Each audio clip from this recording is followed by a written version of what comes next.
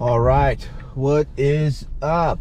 Okay, so I finished my Georgetown adventures and now I'm gonna go to Virginia, right? And this is gonna be an interesting little trip because I believe that there's gonna be some potential friction points that we might need to overcome, but I think that's what makes this journey so awesome, and I'm excited to experience it and have you all join me. Okay, so it didn't go the way I thought it would. It's actually going completely around. So let's see. Let us see what happens here. Right, so this is one of those Georgetown weekends where pedestrians are all over the place, crossing, and obviously, yes, other vehicles are doing things that are indicative of traffic, or or just general friction, I guess is the best way to summarize like the environment. But things are looking good. So my drive is supposed to be about 17 minutes, right? So this is interesting, right? Like, this is a good evaluation of beta, and I'm confident it's gonna be very smooth, very, very smooth. I think the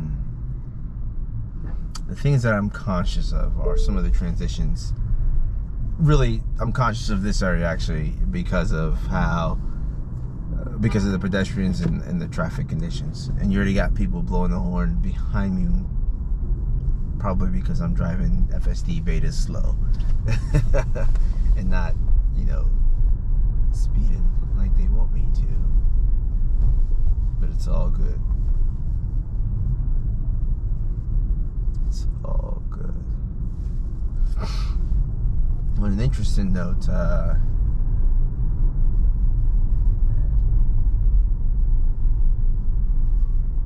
let's see what happens.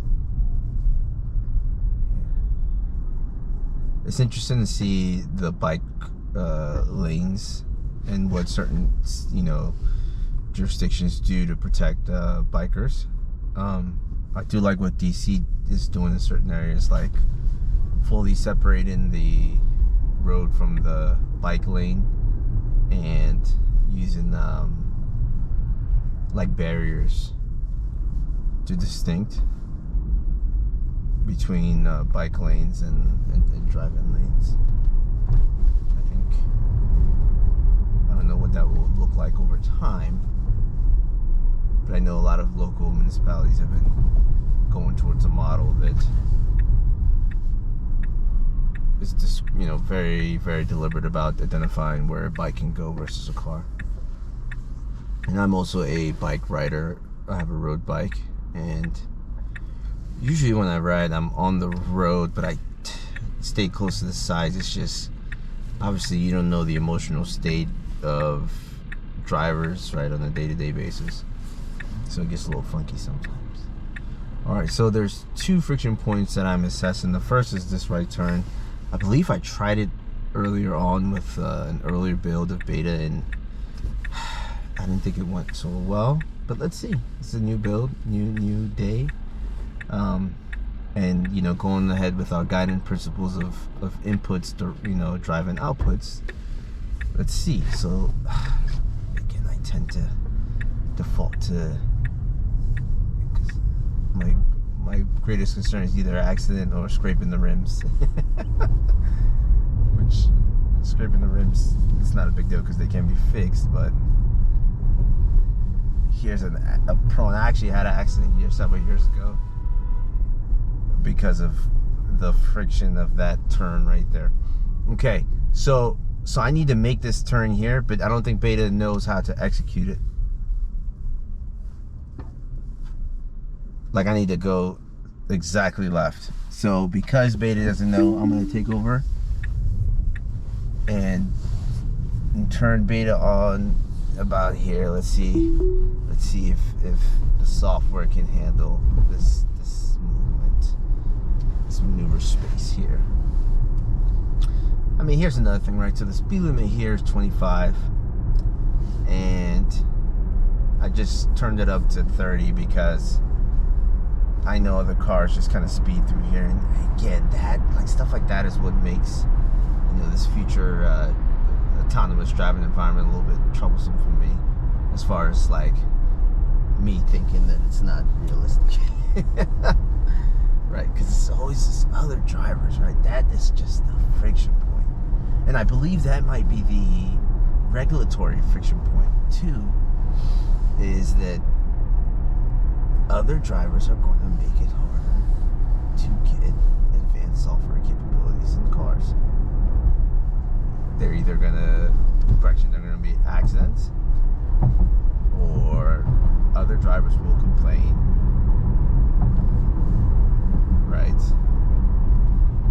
Because the funny thing is, the people who are the regulators are also, you know, participants of in the system, right, and in the environment. And personally, I believe that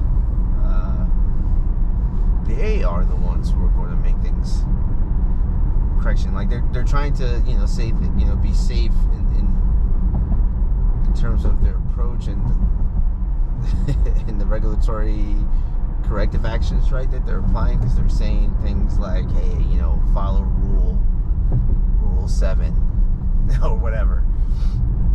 But my fear is that, you know, they're gonna get human real quick and just make things harder.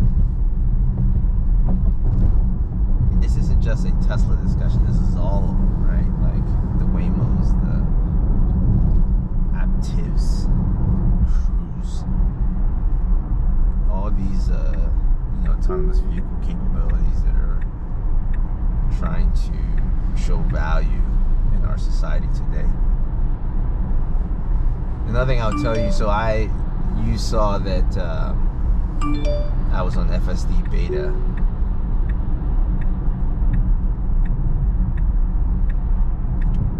And then I transitioned to navigate on Autopilot. And things are going very well. Like, I don't get the sense that the vehicle, right, lost its mind because it transitioned from beta to navigate on Autopilot. It seems like it's the same software build, right? It just shows different visualizations. That's what it seems like, right? Like a graceful handoff.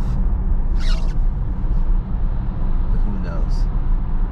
Maybe the developers know. I don't know. My hope is that beta comes back on. I just forced that lane change because I didn't want to deal with other drivers in there. But now beta wants to take me back. Why? I don't know. Does it make any sense at all?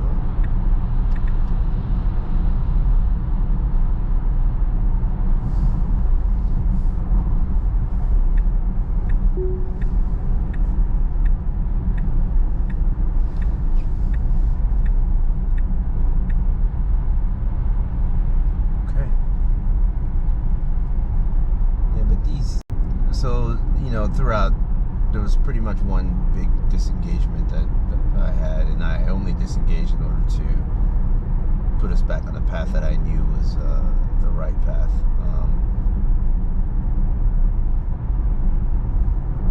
So far, so good. So far, so good.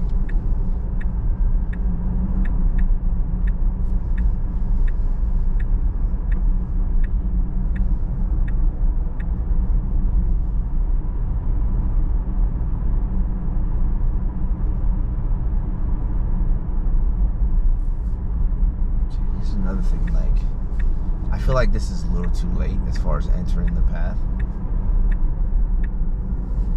but that's just my feeling based on my driving style. I mean, it's probably acceptable.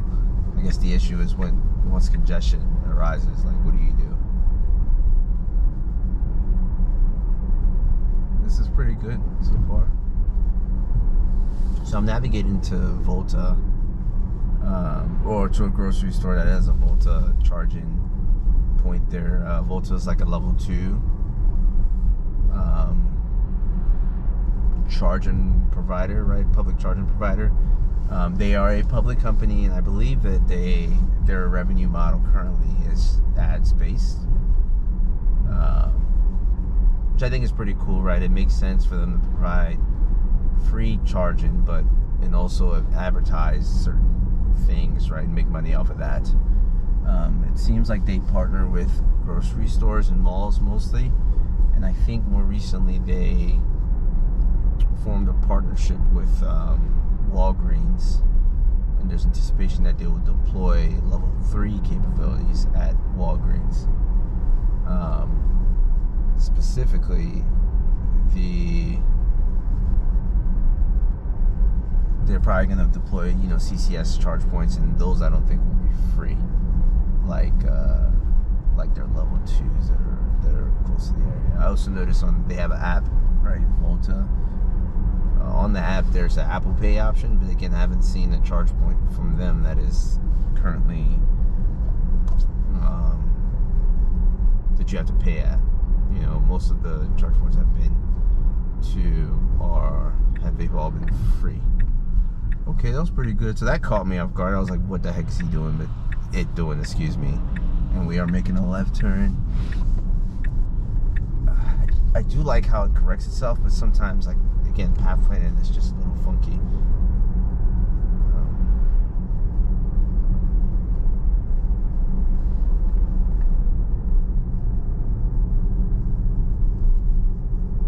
But we made it. Oh, we're making it, so not bad. I'm on like curb and human watch, another car watch. Making sure that we don't do anything crazy. Okay.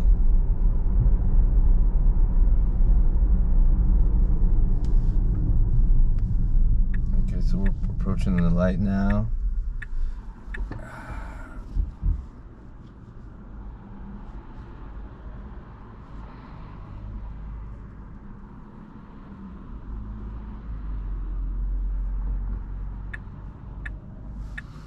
So it's signaling, what is this? It's doing some weird little signaling thing, so when I look at the navigation, it's saying I'm going straight. I don't know why it's signaling like that. Well, let's see what's happening. So this is Military Road, which that's an interesting name for a road, Military Road. What is the signal? It's signaling right. Maybe that is appropriate because I'm not going to go... I can either go straight or left or right. So I can either go left or straight. So here's the funky part. So maybe it's doing this because for me to go straight, it's indicating to the people behind me that, hey, he's going straight and he's not making a right. I'll take that. Or a left, excuse me. So that's why it's indicating right. So I'll accept it. I guess for me, I would have indicated while I was in the move, and not from the light, because I guess in my mind, doing it from the light says that that you're actually going to make that maneuver from that light position and turn right. Or it could be both, right? Maybe I'm just inducing friction by thinking too deep into it. Regardless, we survived. No one got hurt. The car didn't do weird stuff. And there's no pedestrian, so we're winning. But not bad at all. So yeah, one major takeover scenario or disengagement, and we're still looking good. So not bad. Ooh, perfect. All right, pedestrians come in, like saw him far in, and then stopped. Next level stuff here. Excellent. That's pretty good. Yeah, That was weird. I don't know why I did that. In fact, I'm gonna send that snapshot. You know, I wish I could send good snapshots back to Tesla, but I'd be like, you did a good job there. Like, whatever that is, keep that up. So, yeah, we'll see.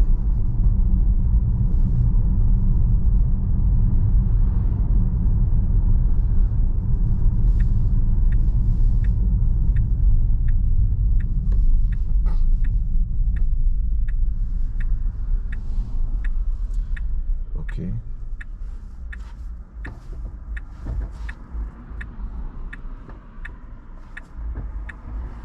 Ooh, so this is a no turn on red. And it looks like that's a cop behind me. Yep.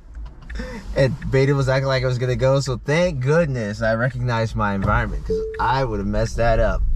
So I took over there because that was a no turn on red.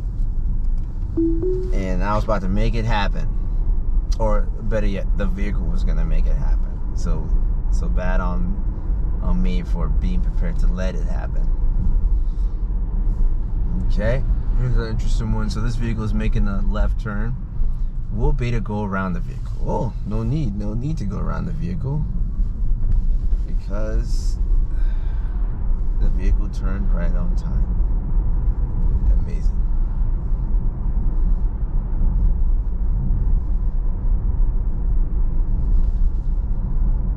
We're looking good though. We are looking good. Yeah, I always get concerned that I'm gonna hit the sign. But luckily, you know, it's not displaying the visual, but at least it's recognizing it as a you know, some type of an obstruction and not trying to go through it. I think if the vehicle showed it on the visualization, then I wouldn't be as concerned as I was. So not bad. This is North Glebe. Pretty. I remember coming through here a couple of times. Ooh, who is freaking out there? I hear a horn. I'm wondering from where.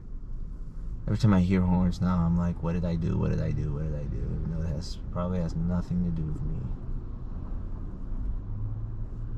It's more to do with everybody else.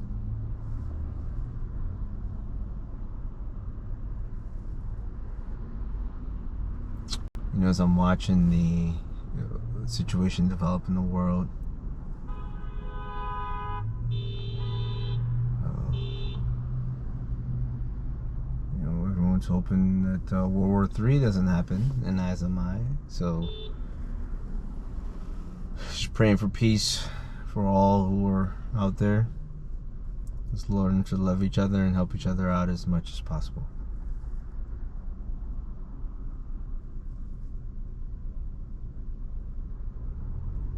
This BMW is like 2 colors. Impressive. Well, not impressive. It was sloppy. It looked sloppy because it looked like someone was doing work and it just stopped.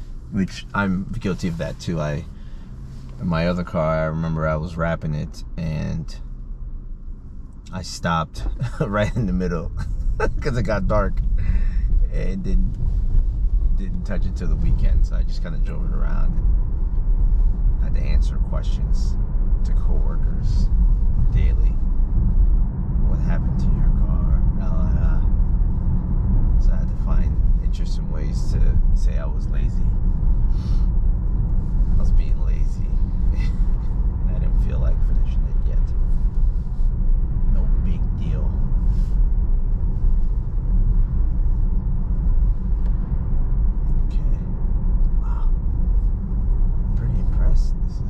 This is one of those days where I'm like, you know, I'm proud of you. Except for that right turn on no turn on right, or that attempted right turn on no turn on right. Aside from that, it's one of those I'm proud of you days for when it comes to me and the Beta. So not bad.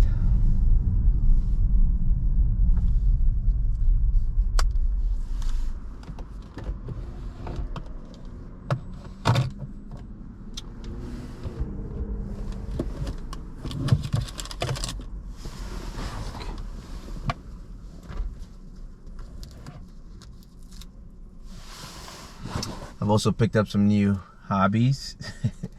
I've started woodworking. I bought every single thing I needed to do woodworking in a sustainable way. So I bought Milwaukee table saw, Milwaukee, let's see, so I bought a table saw, I bought a miter saw, I bought a planer from DeWalt, which is not battery operated, but it's AC, traditional, plugging into the wall. I bought a hand planter. So yeah, I'm gonna start doing that. So if you want to watch it, let me know with comments, actually, if that's something you'd be interested in seeing, because I think I have several projects in mind. My first project is to I want to replace some drawers in my kitchen, and I want to reface my kitchen, but I'm not going to. So I first started off with, hell no, I'm not doing it. Let me go get some quotes.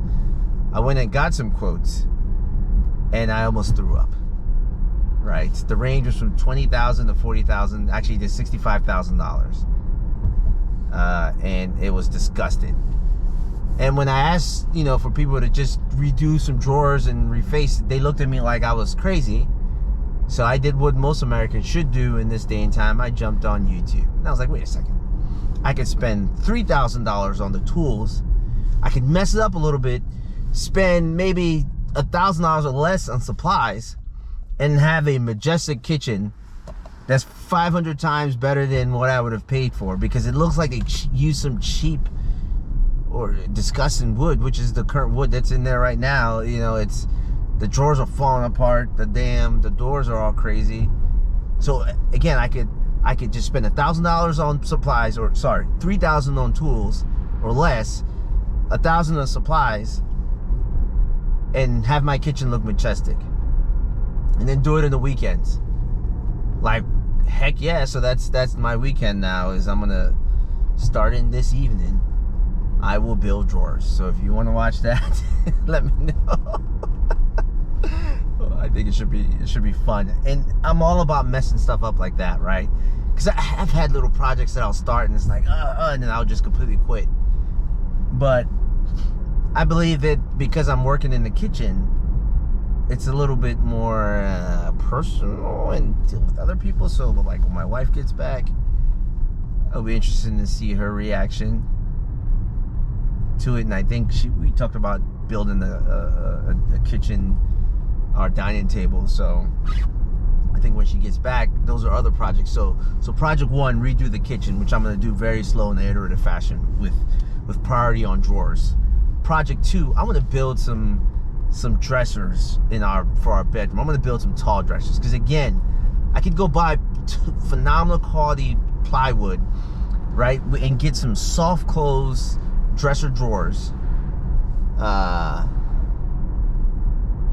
Again, all off of YouTube, right? I've been watching Woodshop Diaries, which that channel is amazing. It's just a young lady who has an affinity for, her and her husband have an affinity for construction and woodworking, and they just record videos and they post their plans, and like, it's amazing, And this whole time I've been talking, and the car's been driving itself, which I'm still having a hard time with that. But that's also amazing. Look at this. It's just... Also, I've been iterating through like different displays, and your feedback is so important. I think I got feedback last week regarding using the polarized lens, and I completely forgot that was a thing. I used to be into cameras and stuff, but I've dropped off from that life. But yeah, so I bought a polarized lens for FSD display, and I'm going to crop it in a way that that melds with the outer, the outside drive. And I did not put the camera outside for this drive. I'm attempting to just have it focused directly on the windshield outside. So if you have any feedback in regards to that, please provide it, because I think that will help. And also, yeah, I think that will help to see that, to have a better, good visual in regards to the environment.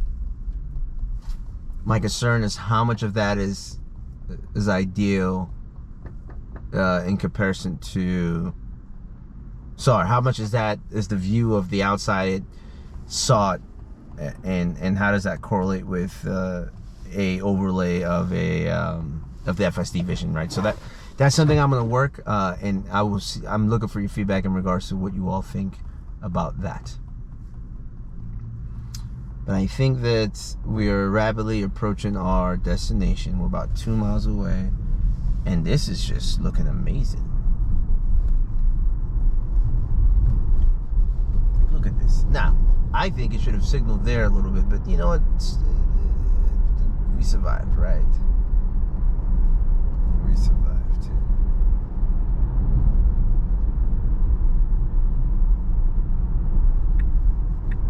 Okay, we're entering 25th Street. Look at this. Oh, why would you brake, brother? Just go. Just go. You know what? I'm not even going to let it dance and get us hurt. Not bad. I think if I had stayed there and just let it happen, it would have probably made it, but you know, my patience was running thin, so I just took over. But not bad.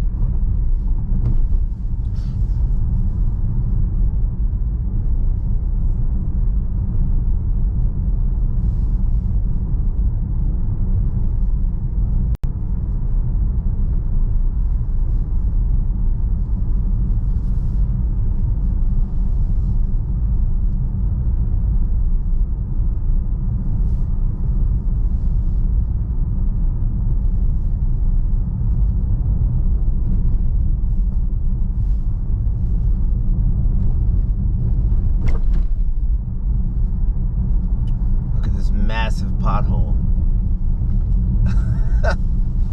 I always flash back to, I made the comment in another video, but when the FSD, I think it was Galley, ran over 2 potholes, and he just let it happen, and I'm over here doing the same thing.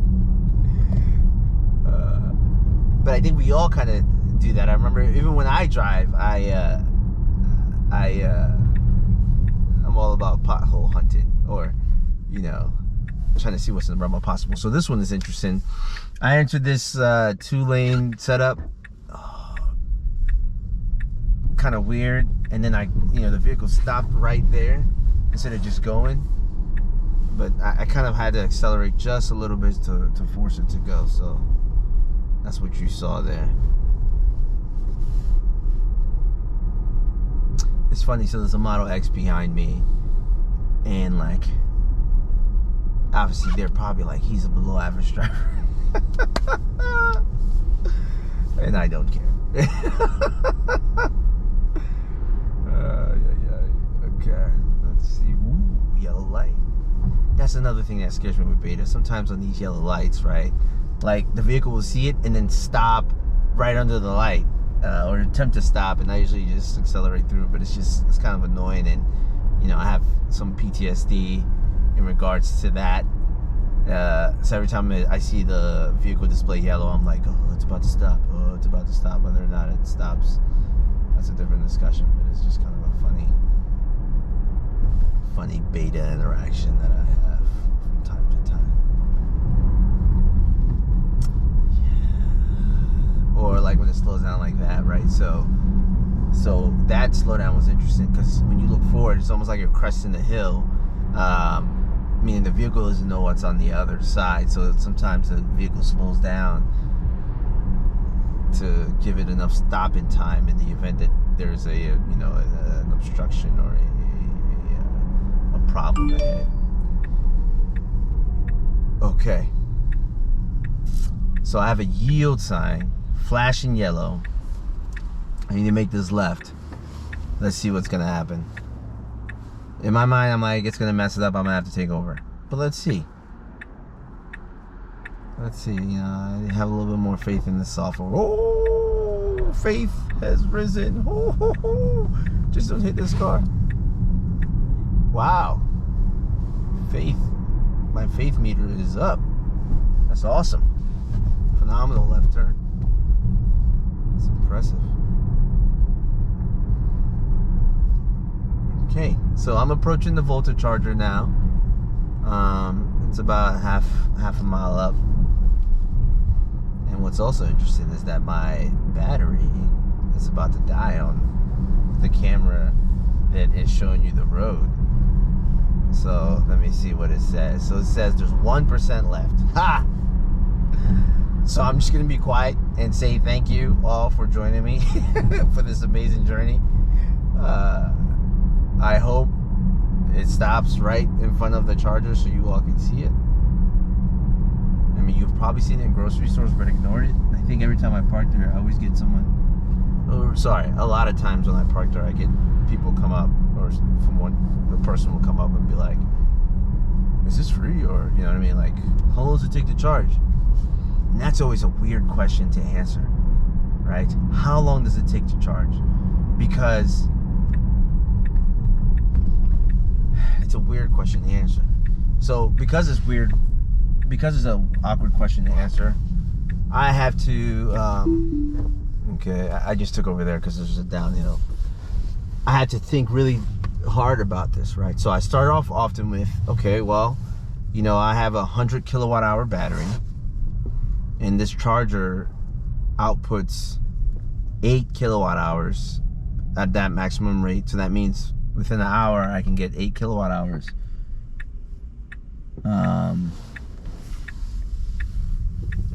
And that's usually what I tell them, because they're always like, how long does it take? Because everyone has turned this EV discussion to how long does it take, when it's not a factor of how long it takes,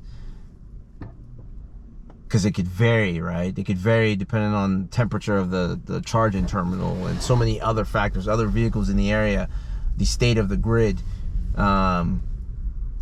Like, so for me, I charge up in my house, right? I have the Tesla charger in my house, but yeah, I just have several setups. So yeah, so right in front of me, there it is. And look, so there's ads on there. There's an ad for ePix, and it makes me want to subscribe to ePix. I might just subscribe to ePix tonight, because I just saw that picture on the Volta charger thing. Okay, well, thank you so much for joining me. I hope you all enjoyed my discussion points and the trip, and I hope you all have a wonderful weekend. Bye.